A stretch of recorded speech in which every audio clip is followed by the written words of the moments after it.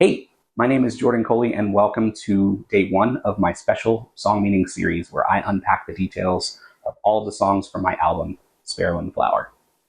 Just a heads up, all of my songs are written from a Christian perspective since that's who I am, but I've also tried very intentionally to make sure that the way that I approach that isn't divisive. Or at the very least, that's not my intention. And if you're cool with that, awesome. If not, then I totally respect you, and honestly, I just hope that you'll choose to stay and listen anyway. But no offense taken if you don't. With all that said, let's do a deep dive. Knots and Grains is track one, so I figured that was a great place to start. We'll go in album track order from there, and that means you can expect 9 more of these. So let's start with the song. Overall, Knots and Grains explores why it doesn't make a whole awful lot of sense to spend all of our time criticizing others for their opinions. Since a lot of people are, especially nowadays, really into the idea of brutal honesty, I figured why not unpack why that's actually a pretty futile way to navigate life. The song starts with a reference to one of my favorite passages in scripture, which is Matthew 7, verses 3 through 5. It's a piece of the famous Sermon on the Mount where Jesus shares a long message about how we as Christians should live. This particular bit talks about how hypocritical it is to try to correct something that we see wrong in someone else without first addressing the things that we have wrong with ourselves.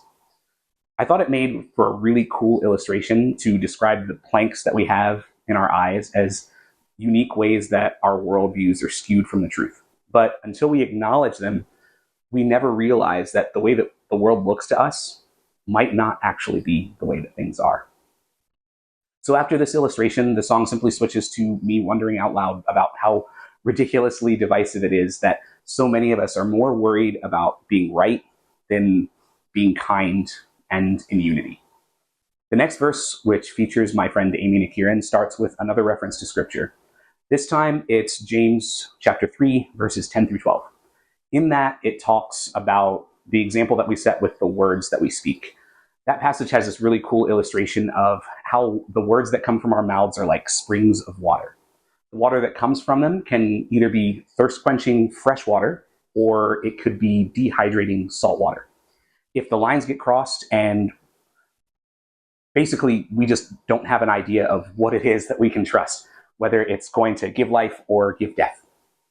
After exploring that, if that's what this way is all about, then the lines after that simply say that if people claiming to be righteous are actually righteous, then I want no part of that.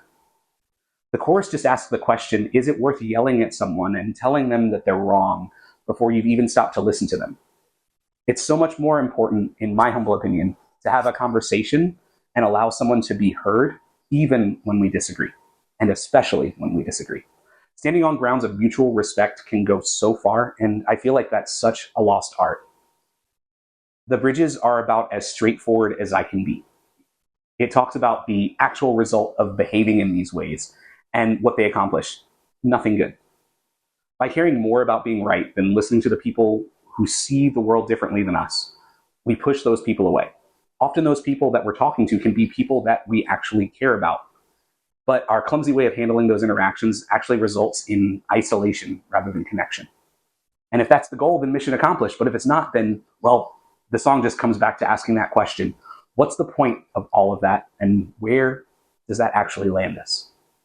And that is the long and short of Knots and Grains. This song has a companion song right up next that further explores this idea in a slightly different way. So next episode, we'll talk about track 2, No Need for Grace.